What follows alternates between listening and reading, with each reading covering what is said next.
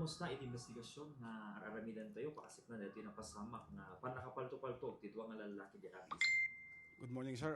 Kablawak mga umuna, digiti agdingdingag tinalatak nga bombo radyo tayo. Kata diti shooting incident tayo nga napasamak ti Badok kata napasamak around 9 o'clock to 9:15 in the evening kata manarimaan na po ti pinag-gathered ti enough nga evidence kapno ma-solbar tayo lang dito nga insidente, sir. Manut basyo nga bala sir nga nakita tayo sir? More or less nasa 80 nga basyo, sir. 80? Yes, sir.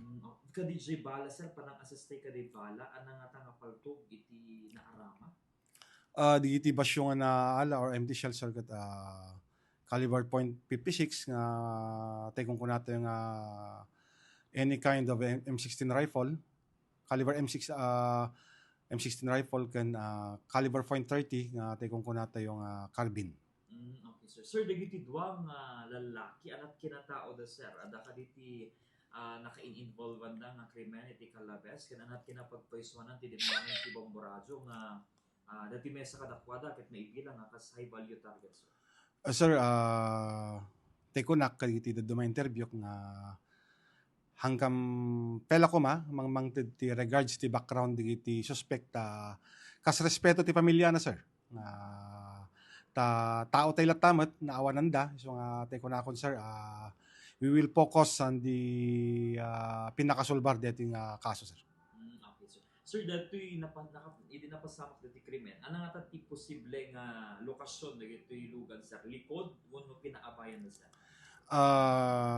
Kas makita yan, digiti naalat tayo nga CCTVs kata likod kan inipid da, sir, dito lugan. Okay, sir. Sir, data nga agdamaan na rin iti na dumapay nga at nga aramidan tayo tapnon al-alistok iti pan nakabigbig da iti suspect, sir. One, sir, teko namin da kami nga gadgadad kiti possible nga eyewitness, CCTVs kan scenarios nga pangalaan tayo ti pinakasolbar dito nga kaso, sir. Anak motibo nga adadalan tayo, sir? Ada nga posibilidad nga dahi pa kayo naigan iti pan nakipalpalot da, sir? Iso ti may sapay, sir, nga inteng alalaan nga impormasyon no na talaga ti motibo dito nga pasamak, sir. Okay, sir. Sir, nakuna dagiti so nga individual nga dati lugan dagiti duwa nga lalaki ket naggapo iti galyaraan. How about dati duwa nga lugan, sir, nga nagluganan dagiti suspect?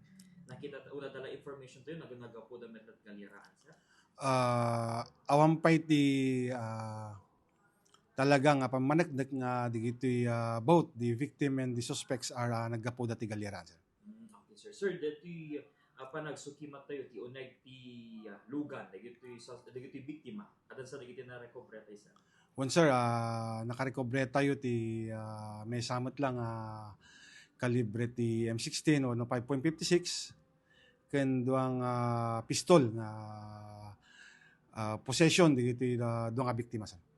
Okay, sir, tatanong ko na dati mensahe tayo kadagiti residente iti Padok paglalo kadagiti panmakipalpalot, sir, kuway.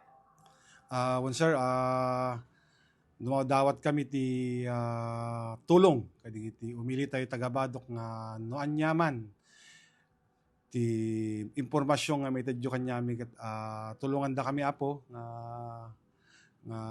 sidadaan nga mangtulong kanyami nga pinakasolbar dito kaso ken ti kapulisan ket adda kam natadtoy apo nga mangkitkita ti linak kantal nayo despite dito nga napasamak dumadawatak ti tulong kanyayo. Tamo temot ti taga Badok na tulong kan nasaya at especially kadagiti pinagnaed ko ti Badok kat nariknak ti ayat ken pinangapateg ti umili tayo ti Badok, sir.